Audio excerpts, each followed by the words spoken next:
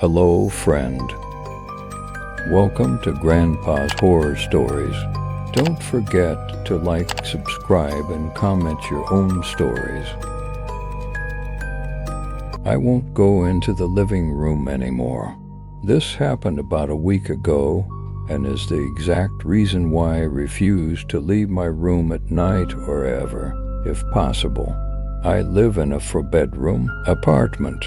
It's a 2-story apartment, and the second floor is kind of like its own little space. I have the entire upstairs to myself, so I have my bedroom and a game room. I've got a private bathroom as well, and I have a mini fridge and microwave, so I can live up there without ever going downstairs except to leave.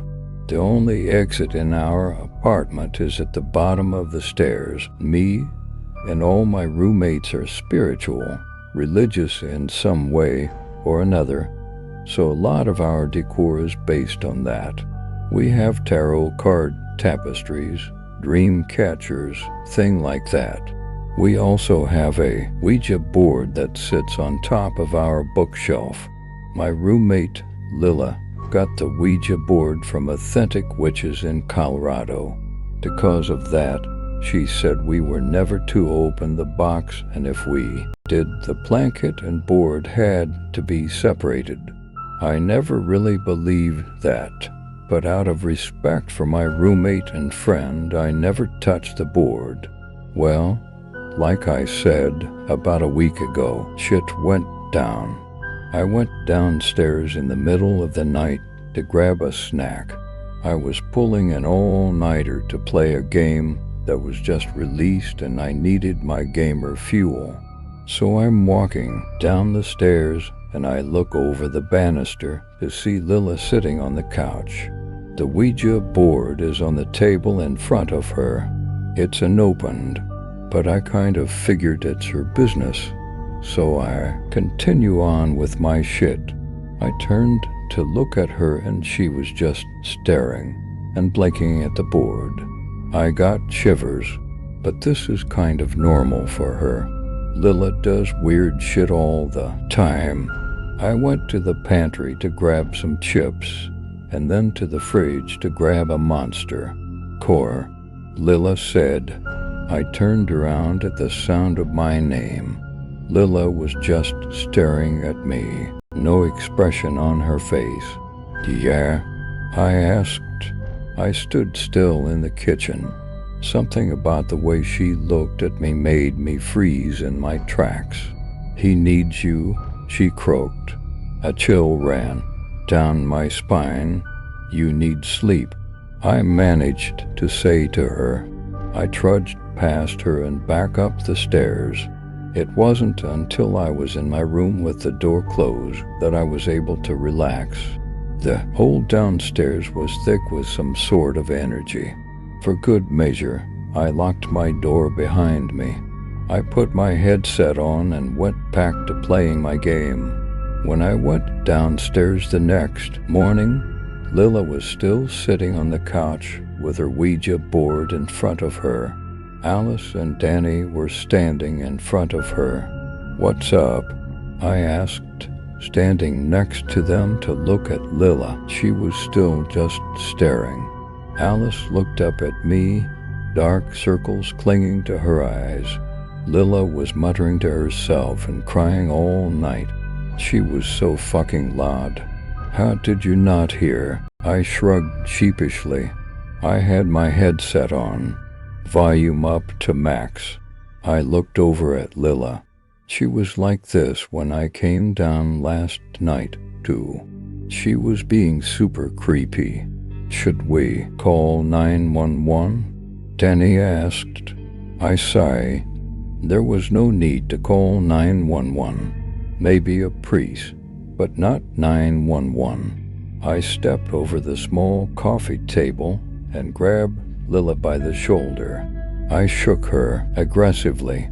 She snapped up to look at me and blinked a few times. She looked around confused.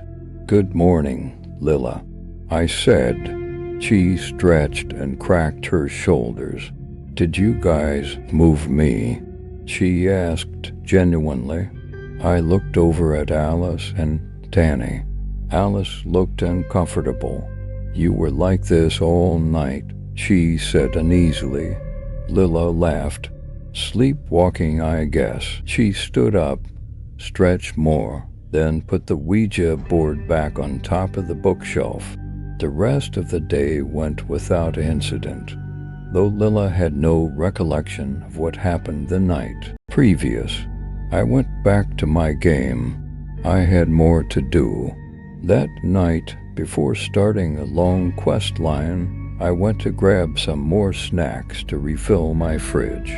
I took off my headset and heard some muttering. It sounded like Lila. I sighed. She was being weird again. I unlocked and opened my door. From the landing, I could see clearly into the living room. Lila was sitting on the couch. The Ouija board was out of its box, and sitting in her lap, a man was sitting crisscross on the table. He had his hands over hers on the blanket and was moving it around. Lila was crying softly and muttering what he was showing her. "Vengeance," she muttered slowly. "Core, dead." I couldn't believe what I was seeing. I pulled out my phone to take a picture. I snapped the picture, but fumbled trying to put it back in my pocket and dropped it. Both Lila and the man snapped to look at me. I snatched my phone and bolted into my room, closing and locking the door. I heard someone running up the stairs, then pounding on my door. I put my head between my knees and plugged my ears. I perked up at a notification on my phone. It was our roommate group chat. "Alice, who the fuck is making all that noise?" "Me." "Lila is banging on my door. She won't leave me alone." I heard a door open downstairs and the banging stopped. I didn't dare open my door to investigate though. I stayed awake all night, not playing my game, but waiting with a knife in case something came in. Like I said, that was a week ago. I don't dare leave my room ever at night anymore. I only go downstairs to leave the apartment. Lila pretends everything is okay. It's like she doesn't even know what happened. The picture on my phone proves it though. I can't see the man clearly on it, but you can see his outline. It's obvious there's something there. Needless to say, I'm looking to move out, so if anyone wants a nice apartment with a mildly possessed roommate, let me know.